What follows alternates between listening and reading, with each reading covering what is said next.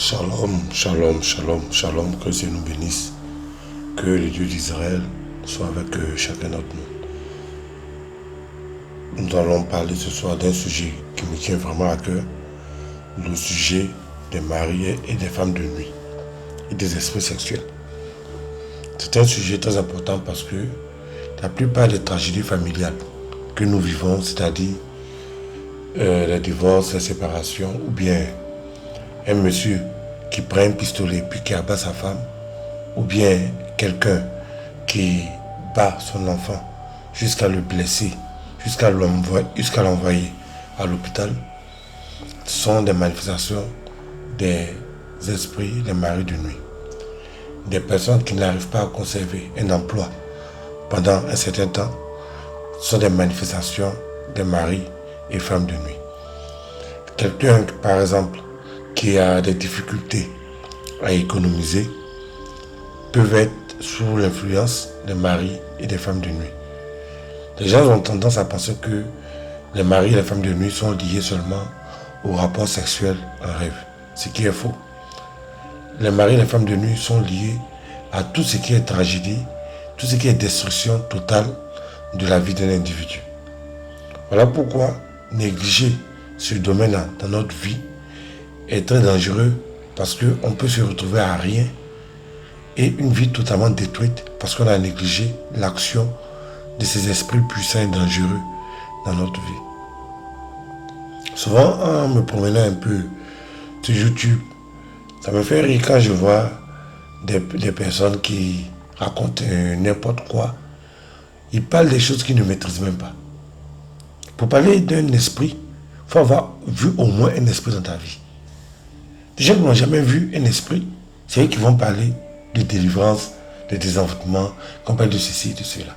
Déjà, tu regardes leurs photos, leurs vidéos, tu regardes leurs vidéos, tu regardes leur visage, tu sens qu'ils sont sous l'influence du démon.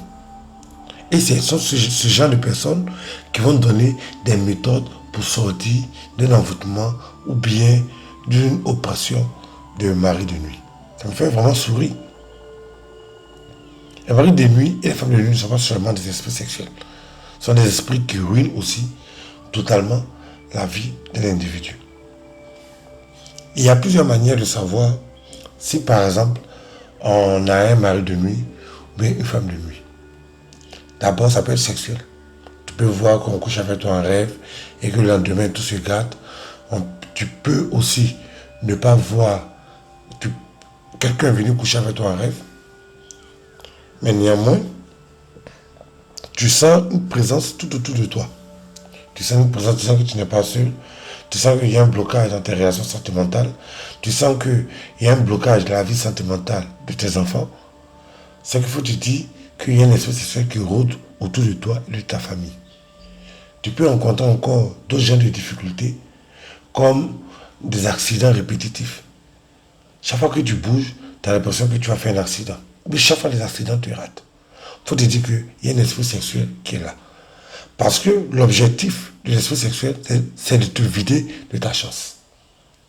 Donc quand tu es vidé de ta chance, tout ce qui est mauvais sur terre va t'arriver. Quand tu es vidé de ta chance, tout ce qui est tragique sur la terre va t'arriver. Parce que c'est la chance qui fait qu'on vit de bons événements dans notre vie. C'est la chance qui fait qu'on a un travail. C'est la chance qui fait qu'on est protégé. C'est la chance qui fait que quand les autres ont des maladies telles que le coronavirus, le sida ou bien autre maladie, nous on est épargnés. C'est la chance. Mais si par exemple le diable aspire, l'esprit sexuel aspire ta chance, c'est que tous les malheurs de la terre vont graviter autour de toi. Tous les malheurs de la terre vont te suivre. Donc c'est un problème à ne pas prendre à la légère. C'est un problème à ne pas prendre avec légèreté. Parce que votre vie en dépend. J'ai vu une vidéo récemment de quelqu'un qui parlait des esprits, des maris de nuit et des femmes de nuit. J'étais là puis je rigolais. Parce que je ne peux pas comprendre que quelqu'un qui n'a jamais vu un esprit, quand on te regarde, on sait qu'il n'y a aucun pouvoir derrière toi. Tu ne peux pas mettre en mouvement les forces du ciel. Et puis c'est toi qui parles des choses que tu ne maîtrises pas. en donnant des recettes. En fait, de Dieu, il n'y a pas de recettes dedans. Soit tu invoques Dieu, soit tu invoques le diable. Soit Dieu t'assiste, soit le diable t'assiste. Mais dans le cas de la personne là, c'est même pas le diable qui l'assiste, parce que la personne parle pour ne rien dire. C'est-à-dire que la personne parle peut-être pour avoir des vues, pour avoir la popularité, mais quand la personne, tu la regardes, pour ceux qui ont les yeux spirituels, il n'y a rien derrière la personne. Elle est vide comme une bouteille d'eau minérale. Quand on a fini de boire, c'est fini. Donc, se fier à n'importe quel enseignement, ramasser ça et là, finit toujours tragiquement. Voici les premières étapes. Quand par exemple, tu soupçonnes, mais tu vois les effets d'un mari de nuit dans ta vie, ou bien tu vois que la chance t'a vraiment abandonné et que tu es seul.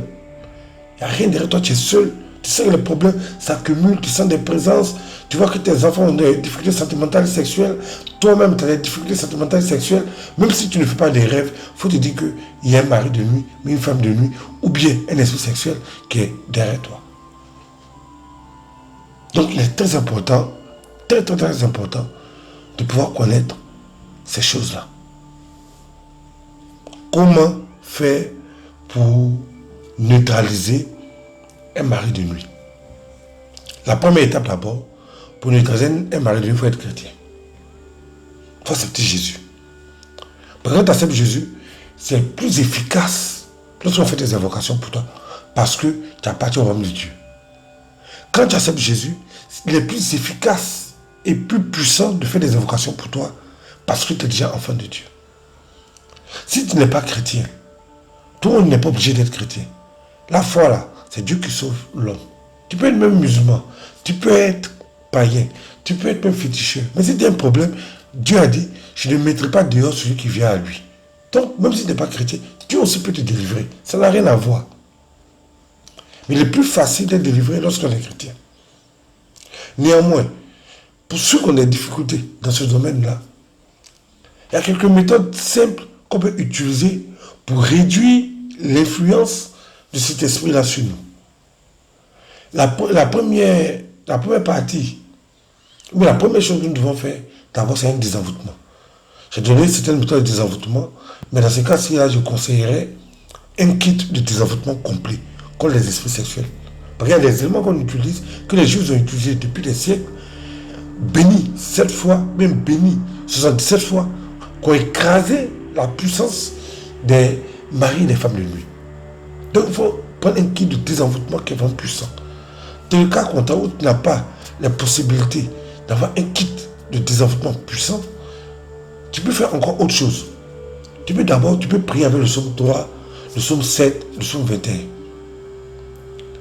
Et une autre, avant que je ne continue, j'ai failli même oublier, ne dormez jamais nu. Quand tu sais que tu es un mari ou une femme de nuit, il ne faut pas dormir nu. Parce que la nudité attire les esprits. Donc quand déjà tu as ce problème que tu dors nu, tu ne fais qu'amplifier le problème. Donc je reviens maintenant aux solutions. À part les sommes que j'ai données tout à l'heure, il faut que tu fasses des prières de l'aurore, les prières du matin. C'est-à-dire que quand le soleil se lève, vers 5 h 6 h, déjà tu commences à confier ton corps, ton âme et ton esprit entre les mains de Dieu. Ça c'est le matin, que quand tu te réveilles. Et le soir, tu fais des bains salés, mais des bains avec du sel gemme. C'est très efficace. Mais la méthode la plus efficace pour être délivré définitivement de cette puissance occulte-là, c'est le désenvoûtement. Quand tu es désenvoûté, tu es délivré, alors l'esprit s'en va pour ne plus jamais revenir. Que le Seigneur nous aide, que le Seigneur nous assiste, que le Seigneur ait pitié de nous et éloigne les esprits de nuit de notre vie. Shalom.